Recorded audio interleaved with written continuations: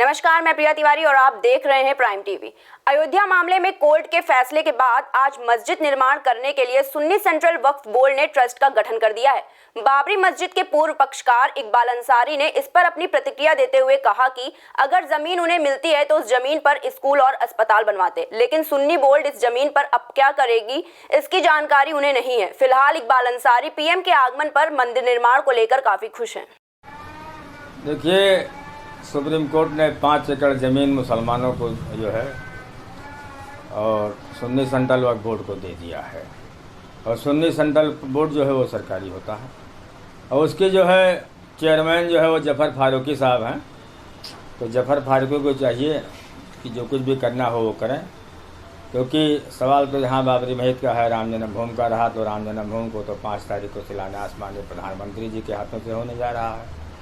और जफ़र फारूकी जो है उनको भी चाहिए कि वो सरकार के जो है बनाए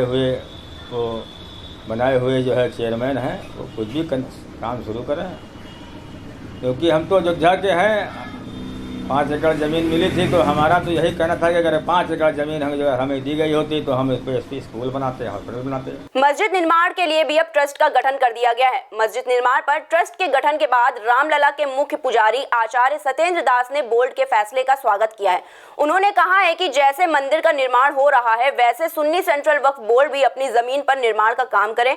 बता दें कि सुन्नी सेंट्रल वक्फ बोर्ड ने मस्जिद निर्माण के लिए इंडो इस्लामिक कल्चरल फाउंडेशन मस्जिद ट्रस्ट का गठन किया है। वहीं सत्येंद्र दास ने यह भी कहा है कि अगर बाबरी के नाम से मस्जिद बनाई जाती है तो उसका भी वह हाल होगा जो विवादित ढांचे का हुआ था। सुप्रीम कोर्ट के आदेश से 5 एकड़ जमीन मुस्लिम पक्ष को दिया गया और उसमें चाहे मस्जिद बनवावें, चाहे स्कूल बनवावें, चाहे चिकित्सालय बनवावें, सब कुछ उनको अधिकार 5 एकड़ में मिल गया है।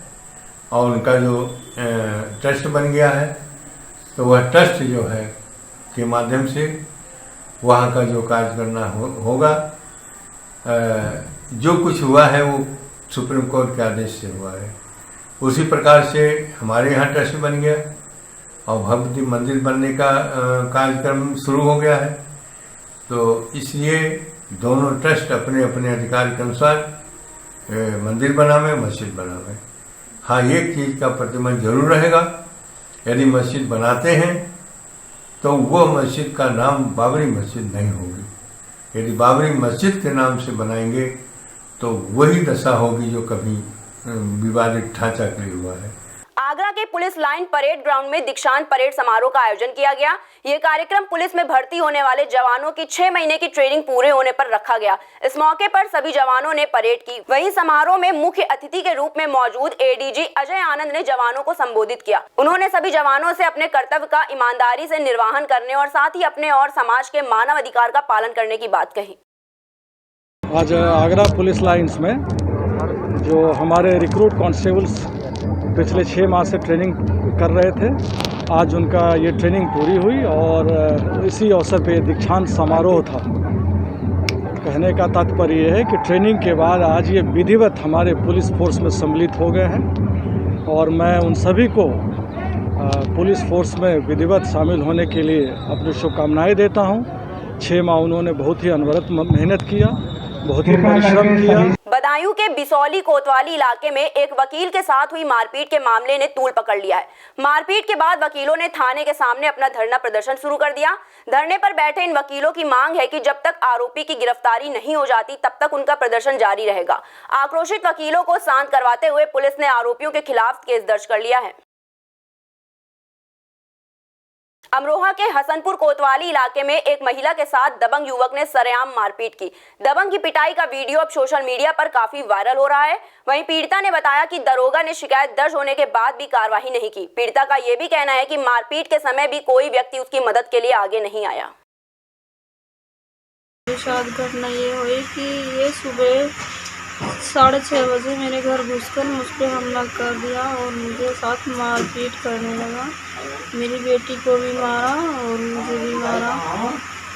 कौन लोग थे? पंकज और सुशीला, अनीता और आदि लोग के साथ में।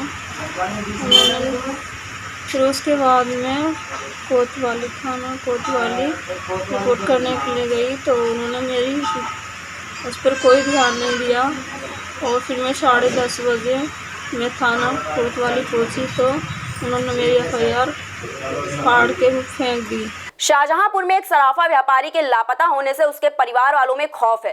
परिवार वालों का कहना है कि पिछले कुछ दिनों में कई जगहों पर जो अपहरण और फिरौती के बाद हत्या के मामले सामने आ रहे हैं उससे वो काफी डरे हुए हैं। लापता होने की रिपोर्ट उन्होंने पुलिस में दर्ज करवा दी है। लापता होने से पहले व्यापारी के पास काफी पैसे और ज्वेलरी साथ में थे। मेरा भाई 21 तारीख की शाम 6:30 बजे से लापता है। वो कह के गया था कि मैं बाजार का हिसाब करने जा रहा हूँ। उसके बीच में ही मैं भाई कहाँ चला गया उन लोगों को कोई जानकारी नहीं हो पा रही है और इसमें पुलिस की भूमिका मुझे कुछ समझ में नहीं आ रही है। वो मुझे बार बार रोज़ थाने बुला रही है, कहीं बाकड़ चौकी बुलाती है, मेरे से पूछती है कहाँ है कोई बात है और कोई बात नहीं कर बता रही मेरे। संभल के असमोली थाने के पास गाड़ी और बाइक की आपस में जोरदार टक्कर हो गई। इस टक्कर में बाइक सवार की मौके पर ही मौत हो गई। सूचना मिलने के बाद असमोली पुलिस घटना स्थल पर पहुंची। पुलिस ने शव को कब्जे में लेकर पोस्टमार्टम के लिए भिजवा दिया है। कटिहार के बारसोई में कोरोना संक्रमित पति पत्नी में से इलाज के दौरान पति की मौत हो गई, जिसके बाद मृतक के परिजनों ने शव को लेने से इनकार कर दिया, जिसके कारण 24 घंटे से भी ज्यादा कोरोना पॉजिटिव का शव एम्बुलेंस में पड़ा रहा। वहीं जब जिला प्रशासन ने मृतक का दाह संस्कार करने का बीड़ा उठाया तो ग्रामीणों ने उनका विरोध करते हुए शव को जलाने नहीं दिया। इस मामले की सूचना मिलते ही डीएम ने शव के अंतिम संस्कार के लिए आवश्यक निर्देश दिए और आखिरकार 24 घंटे के बाद डेड बॉडी का दाह संस्कार किया गया। नहीं, वो हमें सूचना आई है, उसका हो रहा है, डिस्पोजल हो रहा है। सर परिजन बॉडी लेने से इनकार कर दिया कोरोना पॉजिटिव पेशेंट का। अब इस पे मैं क्या बोलूँगा, ये तो किसी की व्यक्तिगत, उसमें आपको भी बहुत ज़्यादा नहीं उसमें कहना चाहिए। तो इसके लिए सर प्रशासन क्या कर रही है सर? ठीक है, थैंक यू, हम लोग कर रहे हैं ना, जो हमारी ड्यूटी वो हम लोग कर रहे हैं। एटा के नया गांव इलाके में एक युवक की धारदार हथियार से हत्या कर दी गई। हत्या के बाद युवक का शव खेत से बरामद हुआ। स्थानीय लोगों की सूचना के बाद पुलिस घटना स्थल पर पहुंच गई। पुलिस ने शव को जांच के लिए भिजवा दिया है। एसएसपी ने बताया कि परिवार वालों की तहरीर पर केस दर्ज कर लिया गया है। थाना नया गांव क्षेत्र में एक गांव में वासुदेव 22 साल के लोधी राज के युवक का शव उसके घर के पास में एक खेत में मिला है। उसके गर्दन पे धारदार हथियार से चोट के निशान है। पूछताछ पे परिजनों द्वारा पड़ोस के एक व्यक्ति से प्लाट के पुराने विवाद की रंजिश होना बताया गया है। जो 5 आरोपियों को घटना में शामिल रहे हैं उनको पुलिस ने गिरफ्तार भी कर लिया है। परिजनों की तरफ से हत्या की तहरीर अभी थाने पे आई है।